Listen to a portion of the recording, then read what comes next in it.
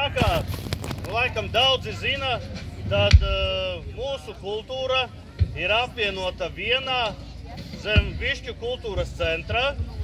Un tāpēc arī tagad mēs strādājam vienā saimē, teiksim tā, kad tāpat kā šodien redzējāt, kā dejoja Gārsenes kolektīvs un Daugavpils vienā veselā, tāpat arī mēs strādājam gan Dubnā, gan Višķos, gan Ambeļos. Tāpat arī nesen bija Dubnas pagasta svētki, Ambeļu pagasta svētki pagājušo nedēļu.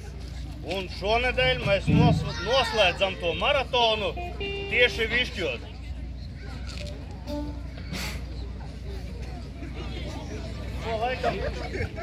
Laikam grupa Midijas jau ir gatava uzstāties, tāpēc sagaidām ar aplausiem.